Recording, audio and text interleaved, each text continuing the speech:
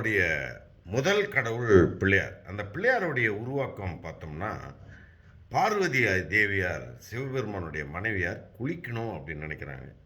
குளிக்கும்போது யாரும் பாத்துராம இருக்கணும், வந்துராம இருக்கணும் அப்படிங்கிறதுக்காக தன்னுடைய அழுக்கிலிருந்தே ஒரு மகனை உருவாக்குறாங்க. அந்த மகனை காவல் இருக்க வச்சுட்டு உள்ளே போய் குளிக்கிறாங்க. அந்த நேரத்தில் சிவபெருமான் அங்கே வர்றாரு. உள்ளே போக முயற்சி பண்ணும்போது இந்த பையன் தடுக்கிறான். இந்த பையனோட விவாதம் முற்றுது. கடைசியில் கோவப்பட்ட சிவபெருமான் அந்த பையன் தலையை வெட்டிடுறார். இந்த அலறலை கேட்ட பார்வதி தேவியார் வெளியே வர்றாங்க. ஐயோ நம்ம மகனை கொன்னுட்டீங்களே அப்படின்னும்போது அவரும் அப்போ தான் அதை உணர்ந்து கலங்குறாரு. வெட்டுப்பட்ட தலையை தேடுறாங்க, கிடைக்கல.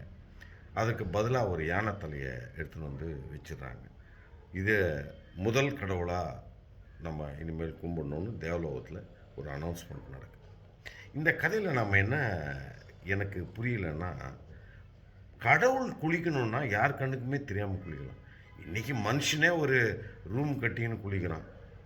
இல்லைன்னா அந்த தேவலோகம் என்ன அவ்வளோ பொம்பளைங்க குளிக்கும்போது எட்டி பார்க்குற அளவுக்கு பொறுக்கிங்க நிறைஞ்சு இருக்கிறாங்களா அப்படிங்கிறது நமக்கு புரியல. மூணாவது, அந்த பையன்கிட்ட அப்பா இப்படி பாம்பை சுற்றிக்கின்னு ஜடாமுடியோட புலித்தோளோட ஒருத்தர் வருவார், அவர் தாண்டா உங்கள் அப்பா என் புருஷன் அப்படின்னு சொல்லியிருக்கலாம். அதுவும் இல்லை.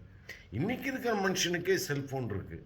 இதோ நான் வந்துகிட்ருக்கிறேன், கிட்ட வந்துட்டேன், மேலே ஏறிக்கிட்டு இருக்கிறேன்னு ஒரு சாதாரண மனுஷனே இன்றைக்கி அவ்வளோ தூரம் பேசிக்கும்போது இந்த கடவுள்களால் இந்த தான் வந்ததை தன் மனைவிக்கு தெரிவிக்க முடியலையா? இல்லை அவர் வந்ததை அவர் இவ்வளவு குளறுபடிகள் உள்ள கதைகள் தான் இந்த கடவுள் கதைகள்.